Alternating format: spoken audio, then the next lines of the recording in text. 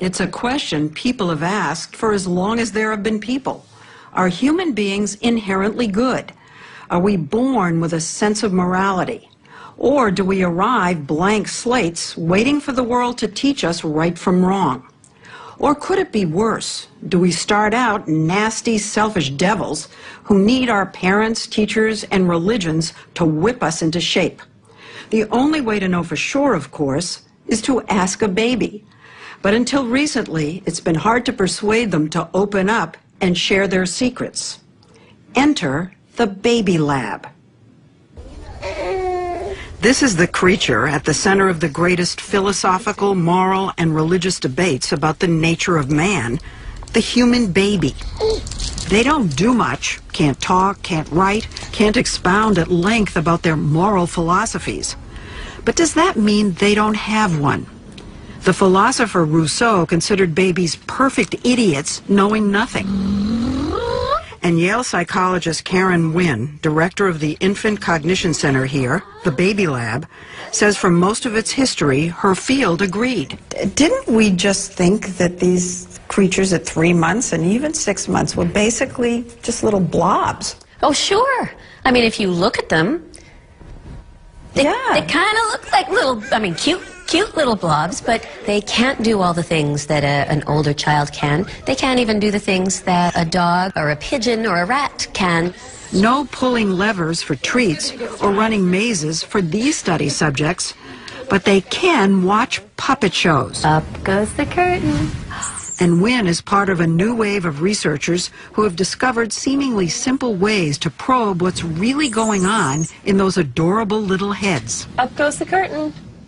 We watched as Wynn and her team asked a question that 20 years ago might have gotten her laughed out of her field. Does Wesley here, at the ripe old age of 5 months, know the difference between right and wrong? Wesley watches as the puppet in the center struggles to open up a box with a toy inside.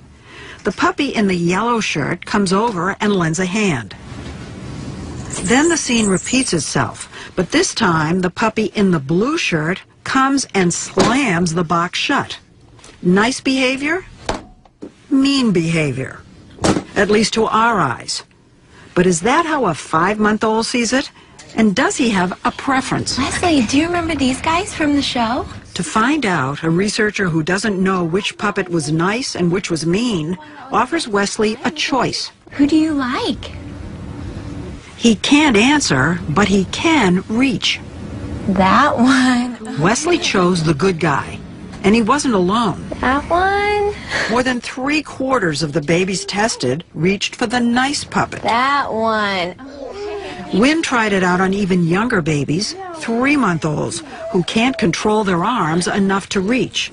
But they can vote with their eyes, since research has shown that even very young babies look longer at things they like. Which one do you like? Daisy here looked at the mean puppet for 5 seconds, then switched to the nice one for 33.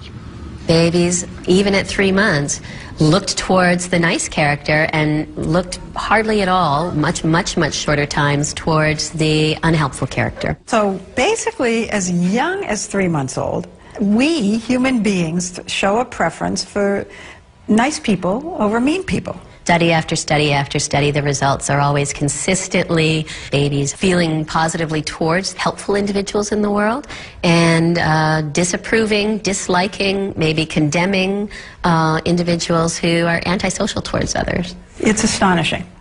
Wynn and her team first published their findings about baby morality in the journal Nature in 2007, and they've continued to publish follow-up studies in other peer-reviewed journals ever since. For instance, on this experiment, they showed babies like James here a puppet behaving badly. Instead of rolling the ball back to the puppet in the middle, this green-shirted bunny keeps the other puppet's ball and runs away. Then James is shown a second show. This time, the bunny, who we just saw steal the ball, tries to open up the box to get the toy. Will James still prefer the puppet who helps out, or will he now prefer the one who slams the box shut? Who do you like? He chose the one who slammed it shut, as did 81% of babies tested. The study's conclusion, babies seem to view the ball thief as deserving punishment. So do you think that babies, therefore, are born with an innate sense of justice? At a very elemental level, I think so. And we think we see here the foundations for morality. Some way to do the punishment. Paul Bloom is also a professor of psychology at Yale with his own lab. He's collaborated with Wynne on many of her baby studies, and he also happens to be her husband. I feel we're making discoveries. I feel like we're discovering that what seems to be one way really isn't. What seems to be an ignorant and unknowing baby is actually a creature with this alarming sophistication, this subtle knowledge. And he says discovering this in babies who can't walk, talk, or even crawl yet suggests it has to come built in. So remember B.F. Skinner, who said that we had to teach our children everything through conditioning. So does this just wipe him off the map? What we're finding in the baby lab is that there's more to it than that there's a universal moral core that all humans share. The seeds of our understanding of justice, our understanding of right and wrong, are part of our biological nature. Wait a minute. If babies are born with a basic sense of right and wrong, a universal moral core, where does all the evil in the world come from? Is that all learned? Well, maybe not. Take a look at this new series of discoveries in the Yale Baby Lab. Would you like a snack? In offering babies the seemingly small, innocuous choice, graham crackers or Cheerios, Wynne is probing something big, the origins of bias, the tendency to prefer others who are similar to ourselves. Adults will like others who share even really absolutely trivial similarities with them. So will Nate, who chose Cheerios over graham crackers, Hi. prefer this orange cat, who also likes Cheerios, over this gray cat who likes graham crackers instead? Which one do you like? Apparently so. Remember these guys? But if babies have positive feelings for the similar puppet, do they actually have negative feelings for the one who's different? To find out, Wynne showed babies the gray cat, the one who liked the opposite food, struggling to open up the box to get a toy. Will Gregory want to see the graham cracker eater treated well? Or does he want him treated badly? Which one do you like? That one. Okay. Gregory seemed to want the different puppet treated badly. That is amazing. So he went with his bias in a way. And so did Nate. That one. And 87% of the other babies tested. From this, Wynne concludes that infants prefer those who harm others who are unlike them. What could be more arbitrary than whether you like graham crackers or Cheerios? Nothing. Nothing. But it matters. It matters to the young baby. We're predisposed to break the world up into different human groups based on the most subtle and seemingly irrelevant cues. And that, to some extent, is the dark side of morality. We want the other to be punished. In our studies, babies seem as if they do want the other to be punished. We used to think that we're taught to hate. I think there was a song like that. This is suggesting that we're not taught to hate. We're born to hate. I think that we are built at the, to at the drop of a hat create us and them. And that's why we're not that moral. We have an initial moral sense that is in some ways very impressive, and in some ways really depressing. That we see some of the worst biases in adults reflected in the minds and in the behaviors of young babies. But Bloom says understanding our earliest instincts can help. If you want to eradicate racism, for instance, you really are going to want to know to what extent are babies little bigots? To what extent is racism a natural part of humanity? Sounds to me like the experiments show they are little bigots. I think to some extent a bias to favor the self, where the self could be people who look like me, people who act like me, people with the same taste as me, is a very strong human bias.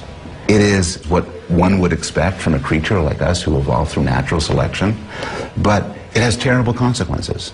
He says it makes sense that evolution would predispose us to be wary of the other for survival. And so we need society and parental nurturing to intervene. He showed us one last series of experiments being done in his lab, not with babies, but with older children of different ages. Blue.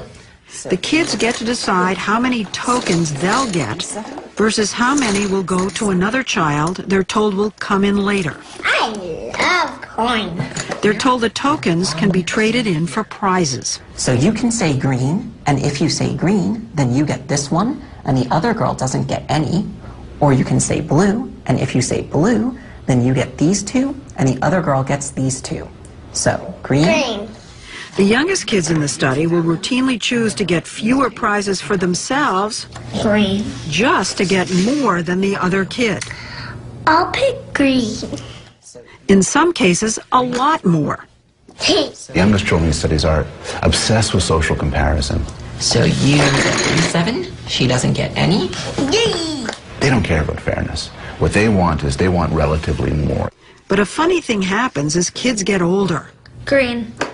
Around 8, they start choosing the equal fair option more and more. Green. And by 9 or 10, we saw kids doing something really crazy, Green. deliberately giving the other kid more. Green or blue? Green. They become generous. 8. Chalk one up to society. They've already been educated. They've been educated, they've been enculturated, they have their heads stuffed full of the virtues that we might want to have their heads stuffed with. Culture and education. So we can learn to temper some of those nasty tendencies we're wired for, the selfishness, the bias.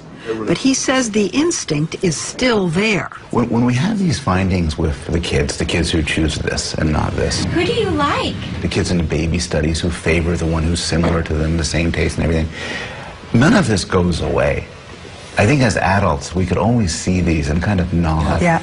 Not It's still in us. We're still- fighting it. And the truth is, when we're under pressure, when life is difficult, we regress to our younger selves, and all of this elaborate stuff we have on top disappears. But of course, adversity can bring out the best in us too. Heroism, selfless sacrifice for strangers, all of which may have its roots right here. Great kindness, great altruism, a magnificent sense of impartial justice have their seeds in the baby's mind. Both aspects of us, the good and the bad, are the product, I think, of biological evolution. So it seems we're left where we all began, with a mix of altruism, selfishness, justice, bigotry, kindness. A lot more than any of us expected to discover in a blob. Well, I end my conversation with you with far more respect for babies. Who knew?